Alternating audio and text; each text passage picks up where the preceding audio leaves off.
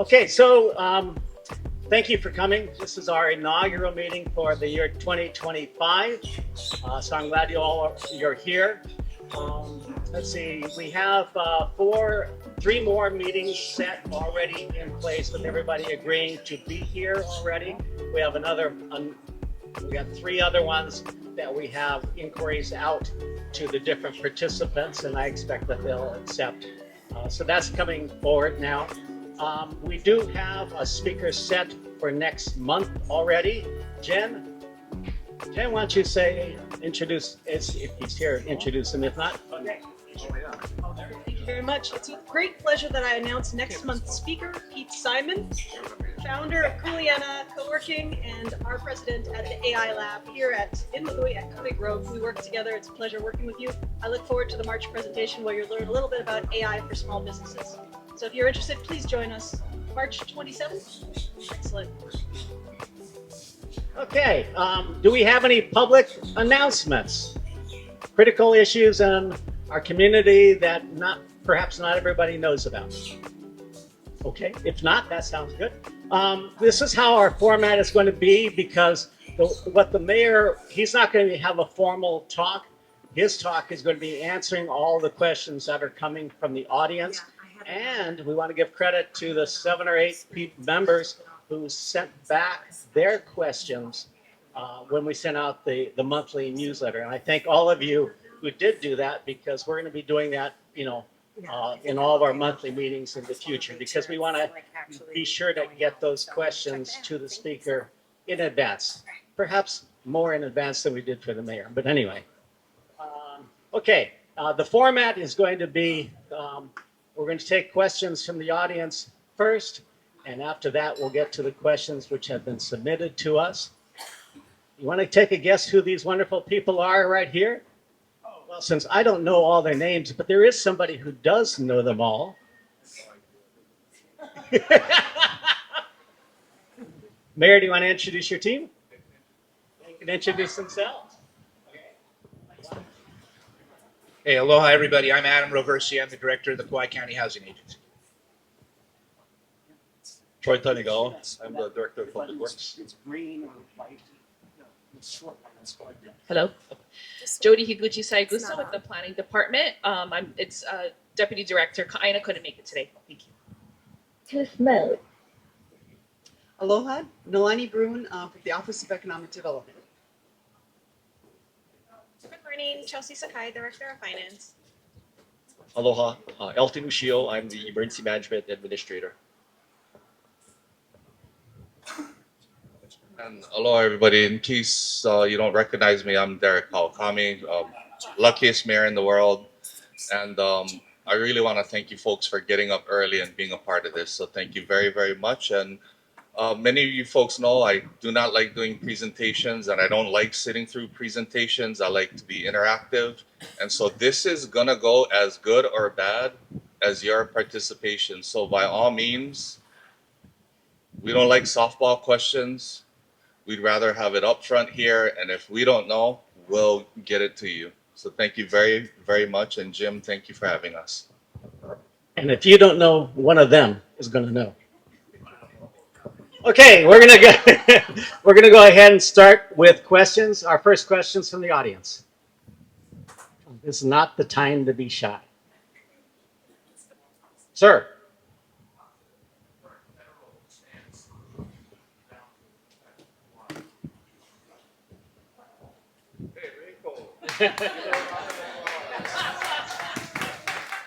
I'll introduce one person. Ladies and gentlemen, this is our managing director. Very competent and on time. And if anything shall happen to me, or if I'm traveling, she becomes the acting mayor. A huge round of applause for Reiko Matsuyama. So, this is a complicated question, and the question is... Hold it in, Jimmy. What are the impacts of what is happening in Washington, D.C. and our federal government going to impact us? The easy answer is we are still sort of sailing adrift in a sea of uncertainty. We have our navigational tools set due north, and we are planning to just proceed as planned to continue to finish up our projects. We're taking a look at our budget as to what shortfalls we would be faced with. Already, in case you hadn't heard, under the prior administration, they really had a priority to deploy electric vehicle chargers and help to subsidize it. And Christina from our Office of Economic Development has been grinding away day in and day out. And she must be crushed to hear recently that the current administration is going to eliminate EV charging station programs. Now, what that means for us, we're still trying to figure it out. But we are still planning to do what we can so that drivers of electric vehicles can have some sort of certainty that we will continue to boost our infrastructure as we try to achieve our renewable energy goals. We have a number of positions in our housing,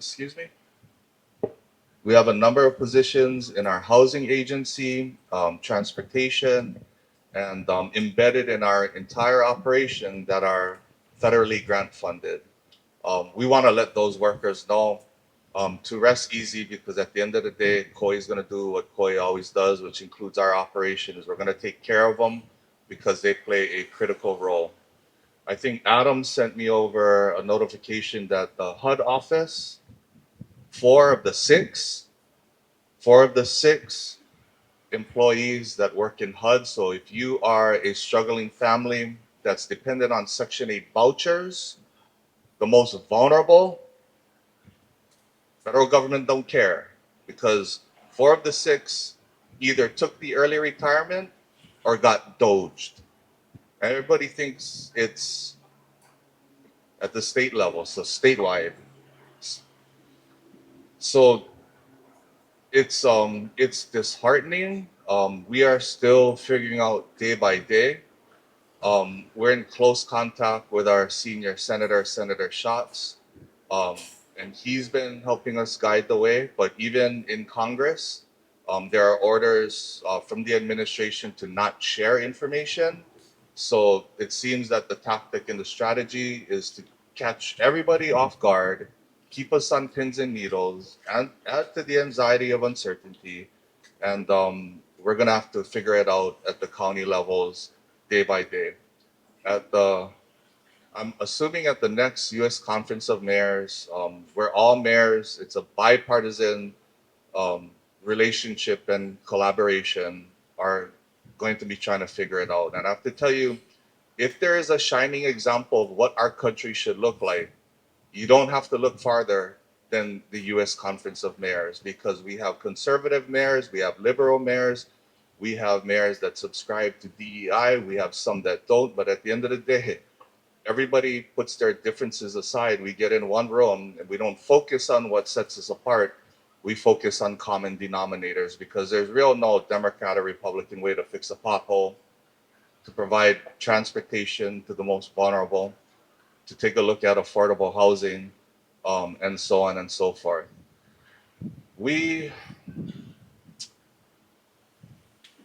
on Kauai, are fortunate that through the years and under the prior administration and under former chair Jay Farfaro, have come up with a safety net within our budgeting process that allows us to have some cushion.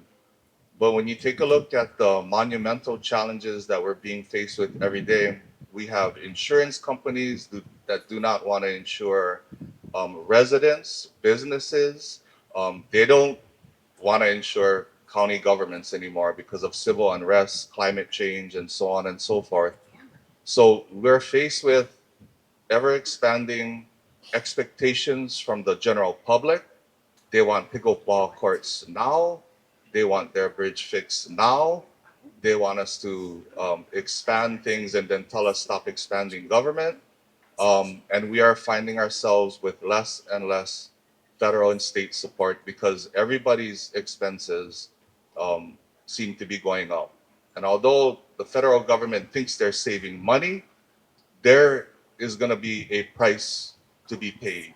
And what we fear about the most is that the price is going to be paid by the most vulnerable of our population. And I get passionate, and I wish this wasn't the first question because it might come off as just that I'm woke up on the wrong side of the bed, that they want to cancel DEI programs, because Kauai in Hawaii is a DEI program just by the nature of who we are and how we became, and culturally how we all sort of intertwined, that has its fingerprints in everything from our cuisine to our pidgin English to everything that we celebrate.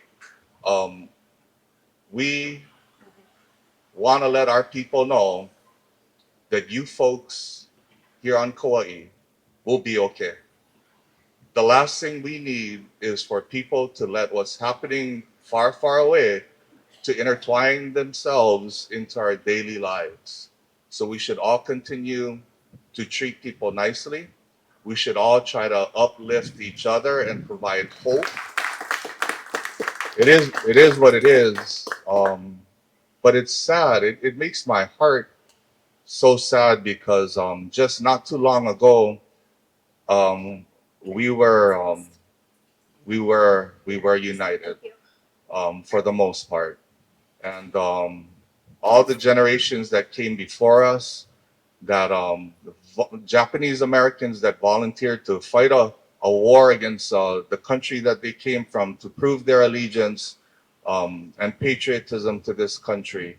All of the folks that have fought for democracy and have tried to uplift the world by spreading the word of democracy, provided humanitarian needs and aid to countries where babies are starving, is all unraveling. And it's not political. I'm not blaming any one party, but I am just saying that there are consequences to decisions that are made. And every single morning I wake up and I have a sheet full of decisions I need to make. At the top of my mind is, how is this going to impact our people negatively, and especially those that cannot afford to bear the brunt of the decisions that are being made. And we just want to let those folks know that we care deeply about them and we're going to fight for them.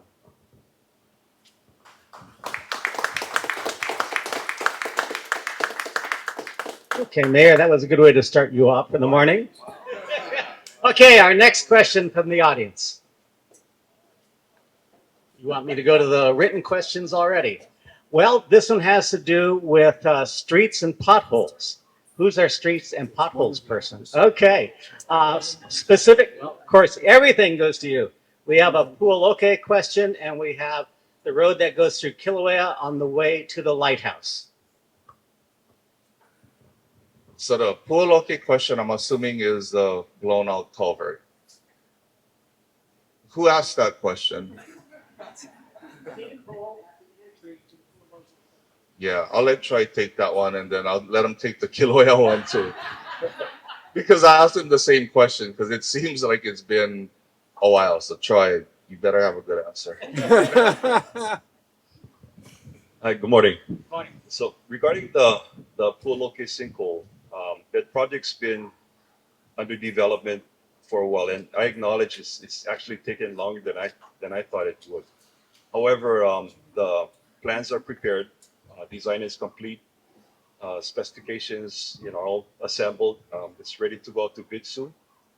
We expect that, well, we're hoping that we have a signed contract before mid-April to have that work commence and completed, hopefully in about 6 months. Anybody have any questions, follow-up questions about Puʻoloke before I go to the next one? Okay, hearing none. The Kilauea, we have two projects in Kilauea actually. The Kilauea, main Kilauea Road leading to the Wildlife Refuge where the lighthouse is, or the Kilauea Quarry Road project. Okay, so I'll take the main Kilauea Road to the National Wildlife Reserve. So that project is a federal aid project. It's a federal aid project that is we're fortunate to have Central Federal Lands, federal agency, be the lead on that project. They've gone through design, and they're going to go continue all the way through construction. So, from what I understand, that project is about to go out to bid soon. That project will include resurfacing and pedestrian improvements all the way from Polo Road to the National Wildlife Refuge parking lot, including improvements at that parking lot portion. There is going to be a sidewalk that runs through Kilauea Town all the way to the Wildlife Refuge on one side of the road. There'll be a roundabout at the intersection by the Kanglong shopping village. And we're hoping that that project will be underway soon. And I believe the term of that project might be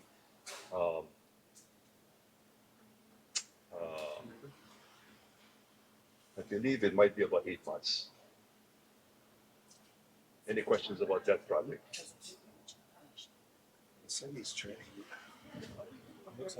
I'll interpret.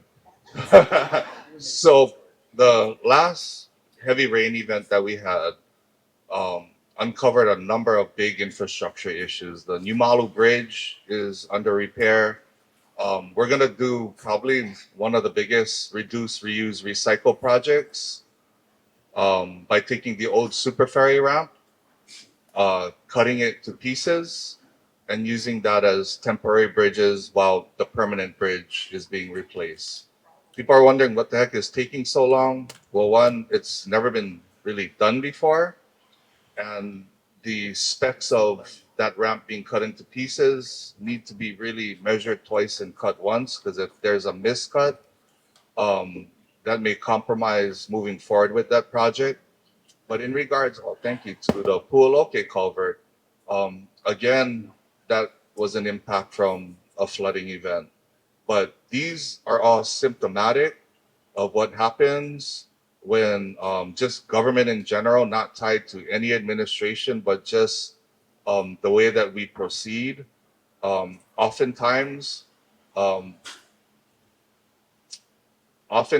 deferred maintenance will pop up and catch government by surprise. And in order to fix that problem, instead of maintaining it over the years, it becomes a major disruption for the people that live in that general area. So we really made it a commitment from day one, and we're gonna hold this direction till we exit stage left. But we have focused a lion's share of our time, money, and energy in just addressing deferred maintenance, fixing the current and existing roads, addressing bridges that are deemed close to being critical failures, and then trying to identify these culverts that are difficult to identify because when they were built, there's not a good record keeping of where they exist. Case in point, the last Hanalei landslide was due to a pipe coming out of that hill that nobody knew had existed until the whole slope had collapsed. So where he said he's going to fix it, do not pay attention to the dates that he gave you, because if there's one thing that I learned, if something wrong can pop up, it'll pop up. And I love Troy because he's always optimistic. I've never seen upset or more demoralized ever, even though his job can be one big monumental challenge. But I feel at times that I'm more practical. So I would say at the bare minimum, just to keep people's expectations reasonable, whatever date he said, let's just add the mayor's 4 months to it. And that's all, folks. Thank you, sir. Additional questions? Yes. Follow-up related to roads. Is there a reason we don't install proper drainage whenever we're resurfacing or repairing? Seems like a lot of the issues are, of course, due to all the water we get.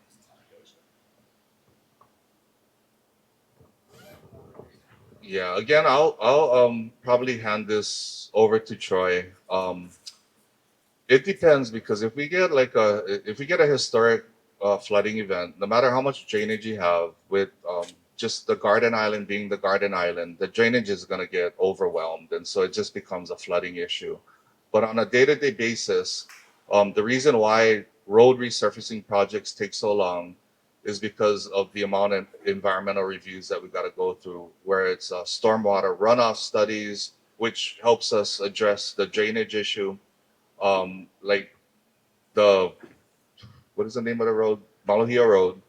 When we resurfaced Maluhia Road, we really incorporated better runoff and drainage while we were doing it. So as we address the resurfacing of old roads, we're also addressing drainage issues as well. But for the old roads that utilize just swales, just grass swales, they may or may not be sufficient. But when we get big rains that just linger, it's gonna be a challenge. And I know this because during the prior last rain event, I actually went out with our base yard crew to see what it is that they do in preparation for storms and actually during the storm. And the Kapa'a base yard crew, we went out to take a look at every single drainage grate, trying to clear debris out of the way, trying to identify which grates were damaged so that they could be fabricated in-house at our logistics crew, or actually our bridge crew. And it's just our drainage system becomes overwhelmed on an island. There's really very little places for the water to go except where historically it used to go or where it wants to go. You got anything to add? Yes, sir. I'm moving this along. We have lots more questions. Mr. Mayor, your old high school surfing buddy would want me to ask, are you still getting into the water regularly?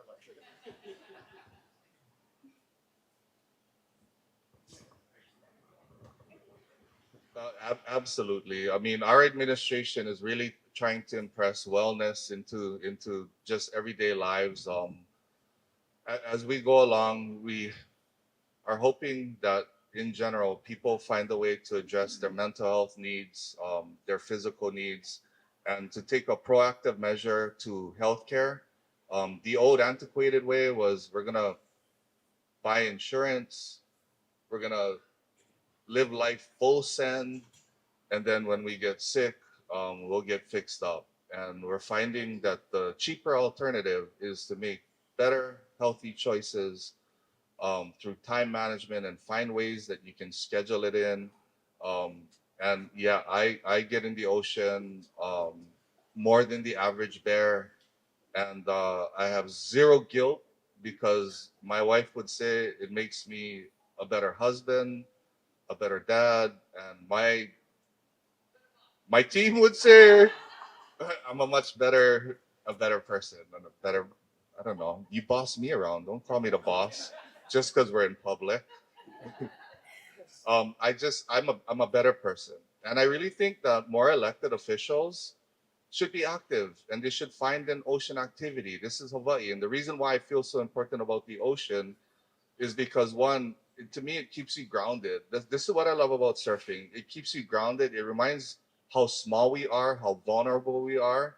And it's really the only one activity that in the moment of catching a wave, there is nothing else that exists. My mind is not preoccupied about a pothole, about a culvert, about a bridge. It's just about that particular moment. And for me personally, that's my great escape. That's my church. That's my gym. And I don't know where I would be if I couldn't live within driving distance to the ocean and some pretty decent waves. So absolutely. And if you guys surf out there, just say hello because everybody looks different in the water and I'm a different person in the water. And if you don't surf, don't start. It's absolutely horrible.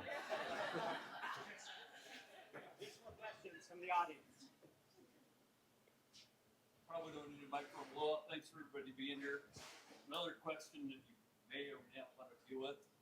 Landfill. What's the status on our landfill? It's been a never-ending project trying to find a new site. Yeah, everybody wants a.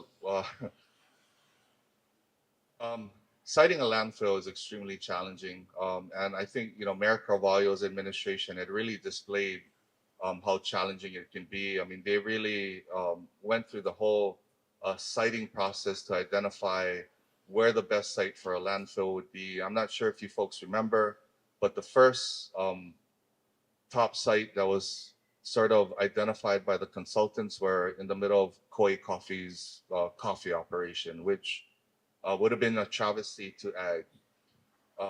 They took a look at Ma'alo Road. The FAA, State Department of Transportation, did not want a landfill sited that close to the proximity of an airport because of potential bird strikes, which for me makes absolutely no sense because they have a hotel with a golf course with water hazards that have like waterfowl that call that place the habitat like right next door. But the government is what government does.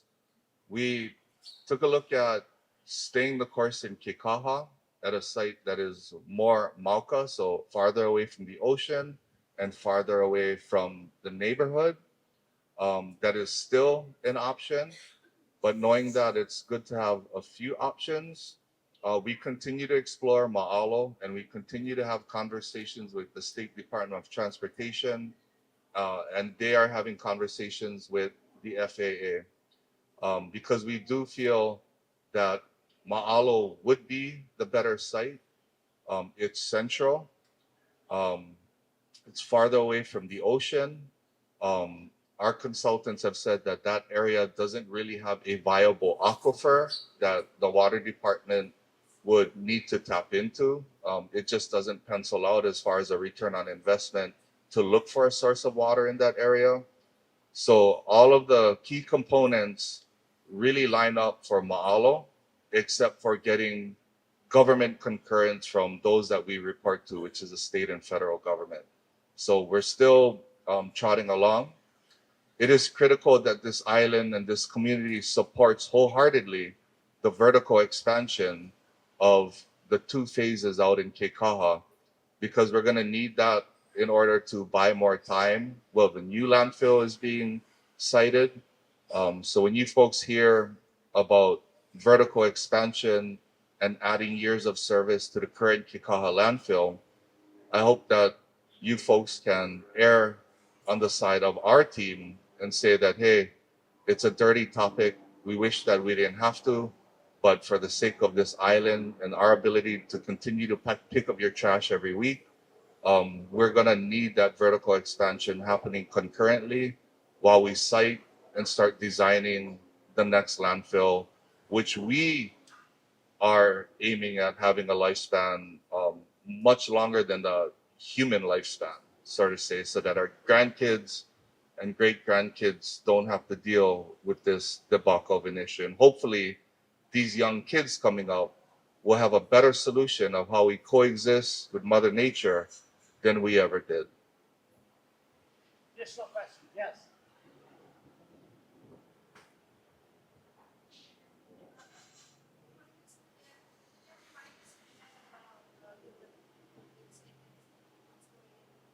Yeah. So the old big save is the cocoa palms of the county of Kauai. And I always say that. No, I'm serious because we can be hypocrites. You know what I mean? Like we criticize cocoa palms for being vacant since I was a sophomore in high school, which is when Hurricane Iniki hit.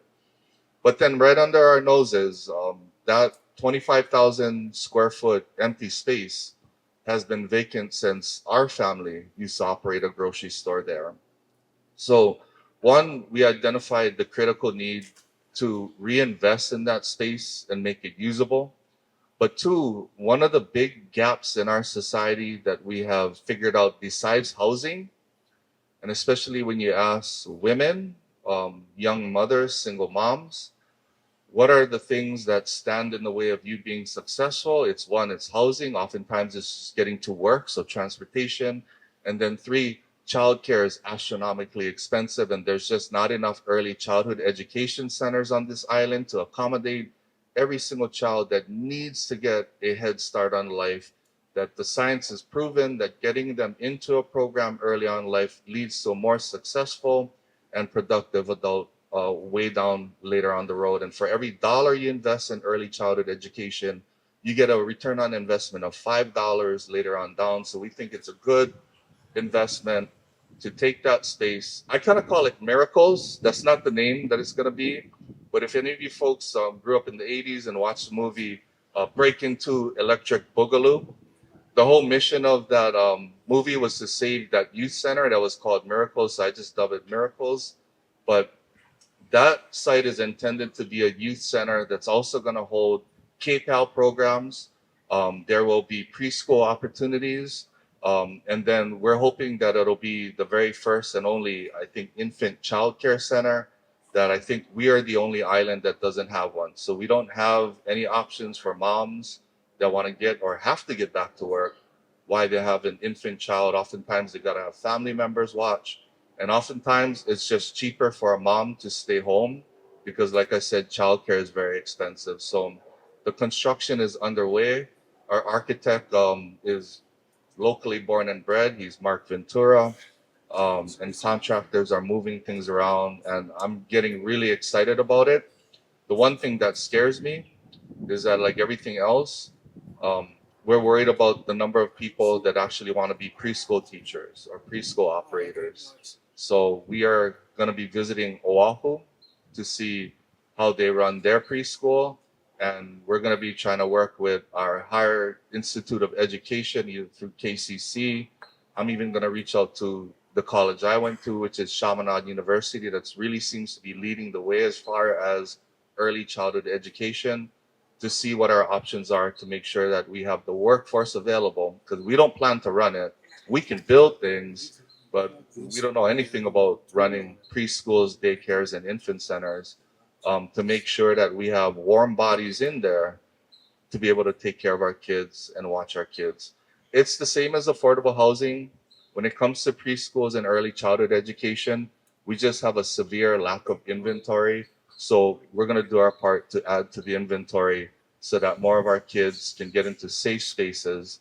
I'm assuming that if you work at the county or in the state, most moms, no matter where they work, whether they live in Kekaha, if they work in Lihue, they want to have their kid closer to Lihue, because if there is a disaster or traffic, nothing is more unsettling than trying to fight traffic and get to your kid who may be halfway across the island. And so that's the plans with the old Big Safe Space.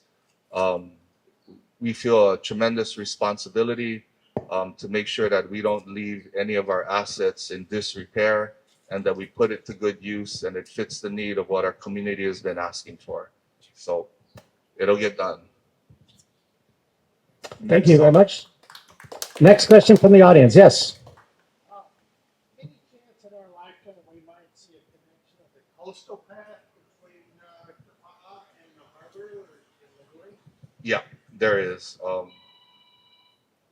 Troy, our team has been doing, I think, surveying for the connection between the existing Kealahele Makalai, and we're also doing massive cleanups in the Aukini vicinity, which had over 300 abandoned and derelict vehicles. And I know we like to blame tourists for everything, but I can tell you it ain't tourists doing that. It's our very own people. And so we're doing all of that cleanup because we know how long things take.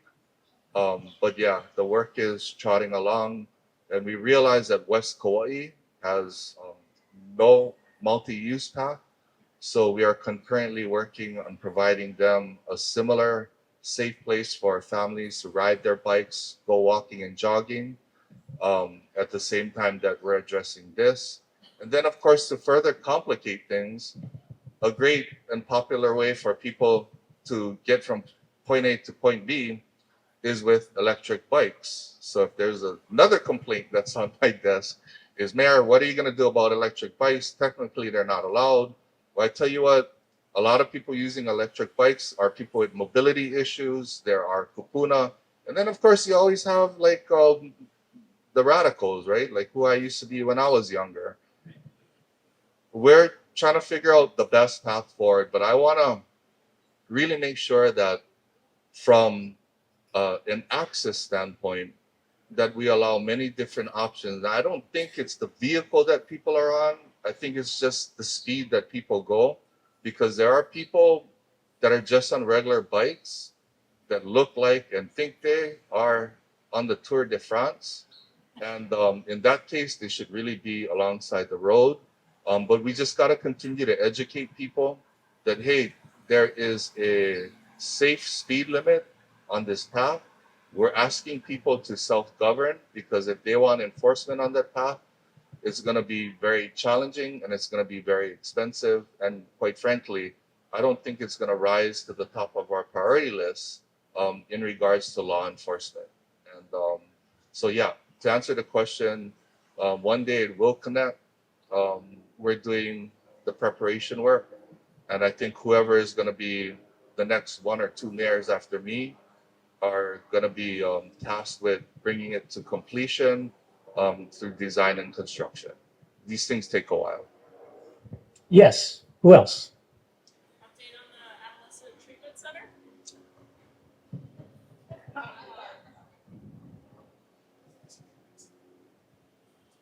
The okay, let's don't say that. The subject matter experts have always said that a residential adolescent treatment center should not be pursued because residential is extremely expensive. Residential, you may not have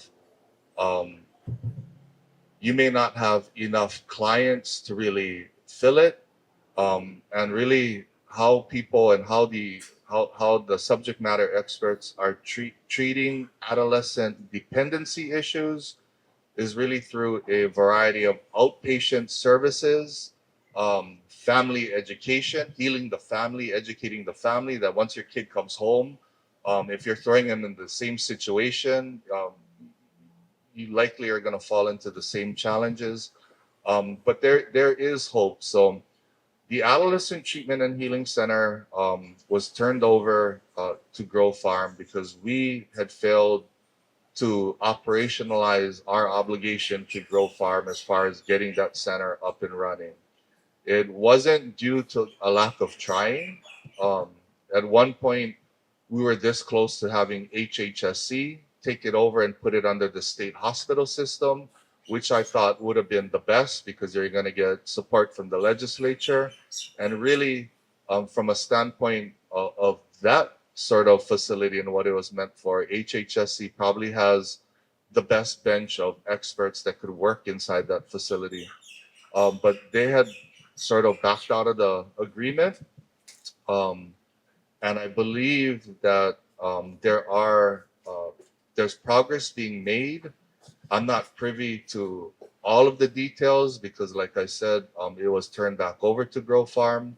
But every single service provider that comes in, whether it's Hale Opio, whether it's Pearl that has a shelter for young trafficked adolescent girls on Oahu, or whether it's the YMCA, every person that comes in our door that is tasked with healing our young ones and getting them on the right path, we are trying to connect them directly to Grow Farm because despite it either being under our control or not, it takes a village to raise a child. So we are still fully engaged. We are 110% fully committed. We still act like that center is under our control because at the end of the day, it serves all of us the best when that center is up and running and our kids can get healed right at home instead of being shipped off to either Oahu or the mainland or end up in jail. Next question from the audience.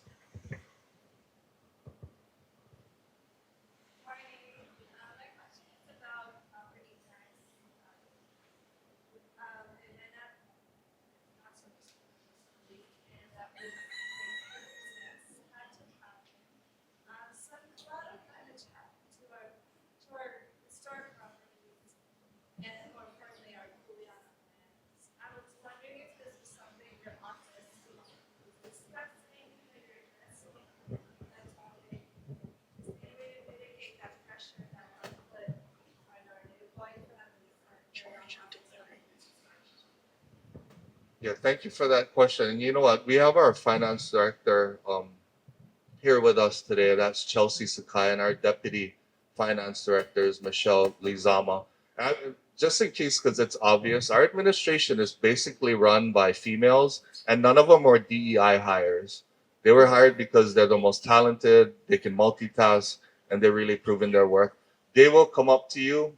We will set up a meeting so that we can take a look at what you're going through, because a lot of the sort of like collateral damage to property taxes are all sort of case by case. There is not one good blanket answer that I can give you, but I can tell you when we look at our tax philosophy, it has always been to provide the most relief to the people that live, work, and play here on Kauai. So I'd say about 60% of our property taxes are being subsidized by either the visitor industry or people that don't call Kauai their full-time home, or for people that are lucky enough to live here but own multiple properties. So we really try to prioritize keeping the cost of living predictable, um, even keeled, and as affordable as we possibly can.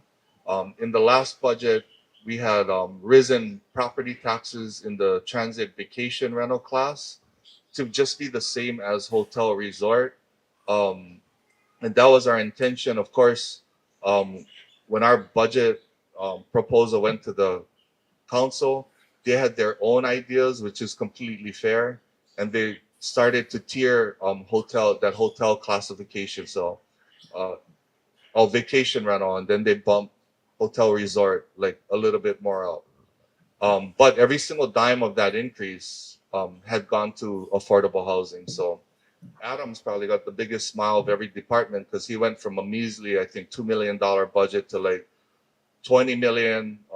I think this year he's going to get just a little less because there are other needs to be met, but it's all based on revenue on that property tax increase. So anybody that has concerns about the impact of property taxes on their business or where they live, kuleana land, so on and so forth, we'll be up here. We'll take your information. We'll set up a meeting and see like where the situation is. Additional questions?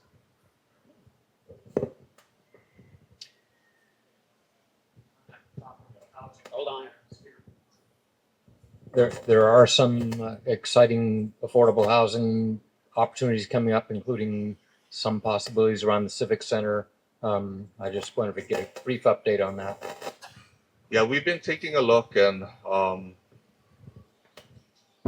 this is a touchy subject because it requires change, right? Whenever we talk about housing, we're changing the landscape of Kauai. We're adding to development, and we're further taking away open and green space. But in our case, coming from the private sector, I realized that when we're selling spam, eggs, milk, we always try to base what we're selling it at the cost of goods sold. And housing is no different. And I think historically in the past, we put exactions on developers to provide a certain percentage of affordable housing. That sounds great in concept, hasn't really produced the affordable housing we need. So we really took the bull by the horns and said that, hey, we're going to take a look at land that we already own, that the state already owns. We're going to lower the cost of goods sold by coming to the table with land and infrastructure and telling developers, look, affordable housing is not as risky as it was. In fact, you can actually have this be profitable. And so that includes building by the water department. That old park has been redeveloped into Kealaula, which is permanent supportive housing options for people that were currently displaced and living in our beach parks, local families. And it's not just shelters. We provide wraparound services. I see Crystal here. That's one of the brave hearts on the front line of really uplifting these families and giving them the tools that they need to get out of that situation. And Kealaula has had a number of residents that have gotten the skills to get out of Kealaula and then move on into market rental and get back on their feet. Lima Ola was a vision of Mayor Brian J. Baptiste by working with A&B to acquire that property out there on the Western Plain in the Lele Hanapepe area. That we were sick and tired of people telling us, oh, we don't want kealoaulas next to us. So we built kealaula there first so that they can say, we don't want these rich people living next to us, so that everybody can get a taste of what those folks feel like, right? We got to have some empathy, folks. Which phases have been built out? Limola. Yeah, phase 1 is almost entirely complete. We went by the other day. The senior living looks like it's almost ready to be done. We're gonna have some for sale leasehold single family options out there as well. We gave KCC probably the biggest tool that they need, which is university zoning.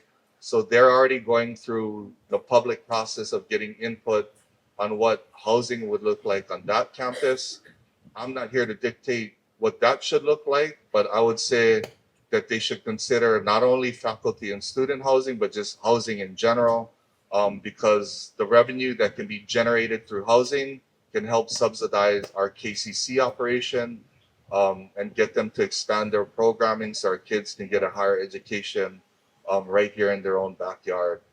So there are a lot of exciting things. My dream is to have housing at our civic center. I think Līhuʻe Business Association is going to have a big resonant voice on whether or not that happens. But I grew up in Lihue. Our family historically has been a part of Rice Street with our furniture store and our old historic Lihue Theater. And if we really are sincerely about keeping our kids here, we're going to have to all go home, take a look in the mirror and ask ourselves, are we truly sincere about it?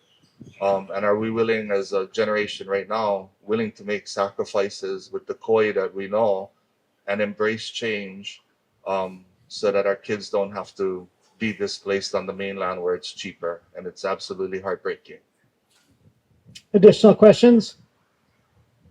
Yes. Any thoughts on traffic in the morning from west side to Lihue, and then vice versa in the evening from Lihue out to the west side? Yeah, call your state representative now. Just play. Because I think so. There are thoughts. It's horrible, and it totally at times it has deterred my family from going out to events on West Kauai because we just don't want to deal with the traffic that goes out there. I know that Kapa'a has been working on options, and people on West Kauai are wondering, when is it my turn? I do think State Department of Transportation, with our Senate President, our House Speaker, and then our majority floor leader, who are all from Kauai, are working on addressing alternative traffic solutions for the West Kauai traffic that continues to grow and become worse and worse. Those solutions are not going to happen overnight because there's going to be environmental studies that need to be done. If there are burials or anything in that regard that they run into, it's going to bring the project to a screeching halt.